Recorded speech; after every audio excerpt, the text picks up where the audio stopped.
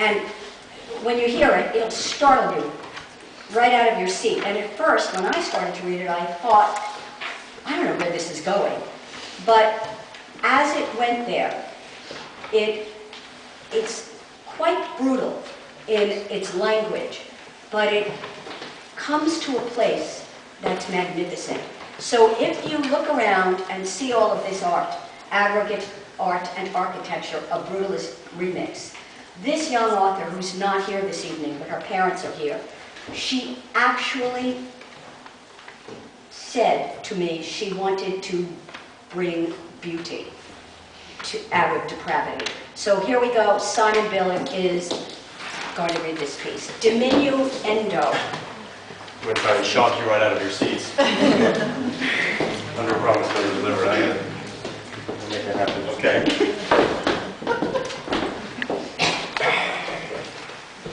Diminuendo by Amy Lutringer. The spotlight froze me like a deer. My ingrown toenails pulsed as the blood rushed to my feet. My decaying Vans sneakers stuck to the pavement. The light enveloped me, or perhaps I was shrinking. Dread numbing my mind, reducing me to nothingness in this fluorescent white world. Like ghosts, faces hovered inches from mine, features gradually materializing, silhouetted against the light. "We know it was you," hefty, confident voice said, coming from the face to my left. Something touched my arm, like seaweed dragging me under. I was caught, suffocating, the light growing distant as the waters closed above my head. "What?" My own voice, speaking suddenly, brought everything into focus. Policemen, 3 of them, were surrounding me. One of them was taking my arm to cuff me. What did I do? "We know it was you," the man repeated. "We have a videotape of you at the station." I retreated into myself, pulling back my arm and holding it to my chest as if I was wounded. I took a step backwards, but one of them was behind me, too. For the first time in my life, I felt claustrophobic. What did I do? What videotape? I was pleading like a freshly trained puppy at the front door. I disgusted myself. But that was the least of my concerns. Panic throbbed in my throat. "You tell us, you know what you did," he replied, lips barely moving, his face like a wax figurine. Another officer, younger and squatter, chimed in. "We have it on tape. You were vandalizing cars in this lot." Despite an irritated glance from the older officer, he continued, "Keying cars, slashing tires, breaking the windows, stealing whatever was inside. Numerous reports," he added curtly. I snarled. The last 4 months of my life had been spent trolling this parking lot. It was my home.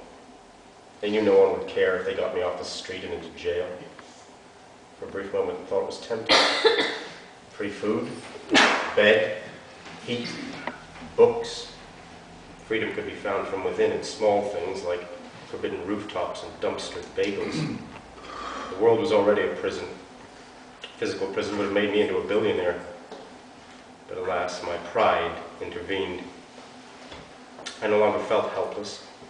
I was the gazelle in the front of the pack, knowing the lions would nab the stragglers. I knew they were lying.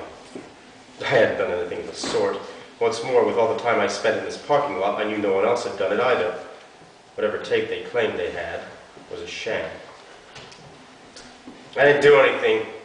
You plain lying, you fat, bored, miserable waste of life. You can't arrest me until you show me that tape. You don't got any proof, so get the hell away from me, you fucking pigs." They moved in closer, menacingly. "We can bring you in just for talking to us like that, you stupid whore." One of them tinged his fingernails against his cuffs. They reached for me. I ducked and skipped sideways, somehow finding an opening, and dashed towards the street.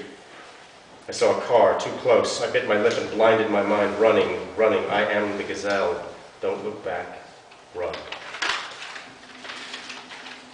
The car shrilled like a banshee and swerved behind me, and then somehow I was over the curb. I scrambled down the embankment and crouched in the shadows, the skin of my cheek against the skin of a tree, epidermis to epidermis. I willed myself invisible. I didn't exist. I was nothing. I was the tree. I was everything. I'm not here. I'm not here. Instead of taking chase as I expected, the policemen got back into their cars and drove off. In silence, heart galloping, I waited an hour before venturing back across the lot towards the train station.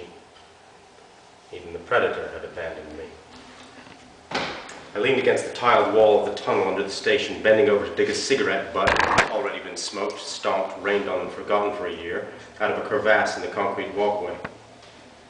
A skitter echoed in the tunnel. A skateboard slid upside down towards my feet. I helped it turn right ways up again, like a tortoise, and nudged it on its way back to the boy, flat on his back, grimacing and groaning. He glanced at me and sprung to his feet, grabbing the board, giggling gleefully as if he had never felt pain. He sighed as he flicked his lighter over and over, trying to light my miserable cigarette. We slumped to the ground and ignored the stampede of polished black dress shoes tripping over us, which made it 6:37 p.m. according to the tattered schedule I had read countless times.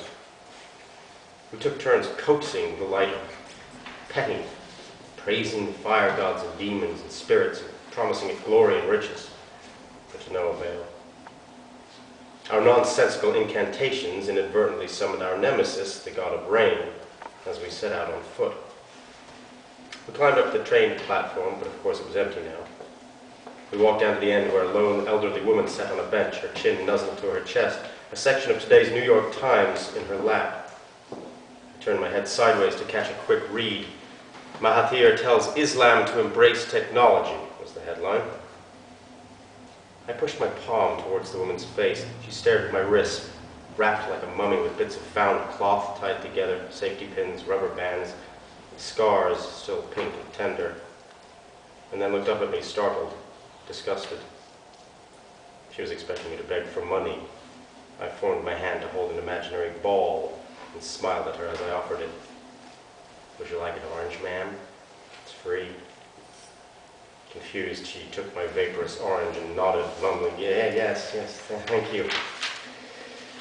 The boy had already jumped off the end of the platform and was giggling hysterically at my antics as he stepped onto the tracks. I leaped up after him and exploded into laughter in midair, darting ahead as I hit the ground, both of us snickering and tugging at each other playfully. The sky was thick and heavy, and the tracks elongated endlessly behind us. We ceased to silence. The safety of the tunnel and my parking lot were now an hour or two back. I fingered my pocket cord to lull myself along. A feather, blue string, an unidentified plastic thing, an anonymous 8-year-old girl's school portrait. My clothes stuck to me in the rain. I was self-conscious about my breasts being so defined. I lagged behind the boy, not wanting him to look at me. I wanted to be alone.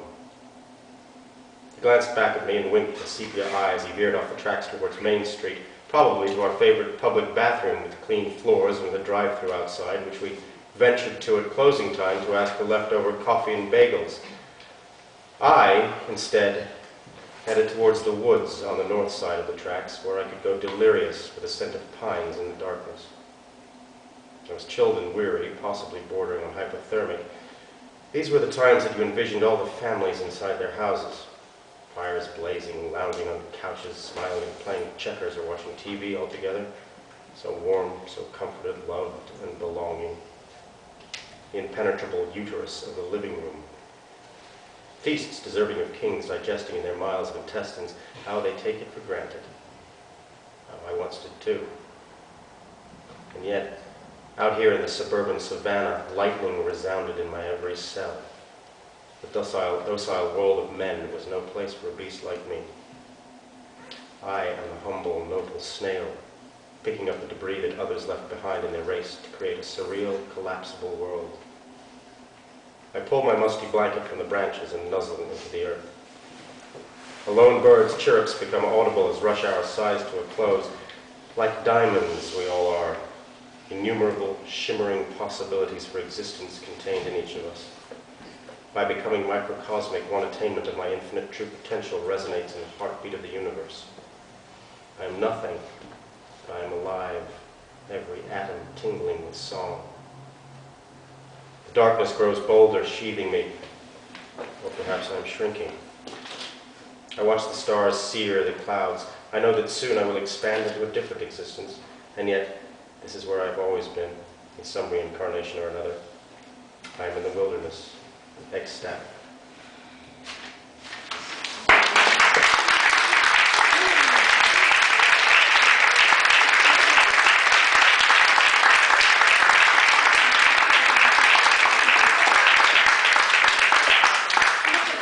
part.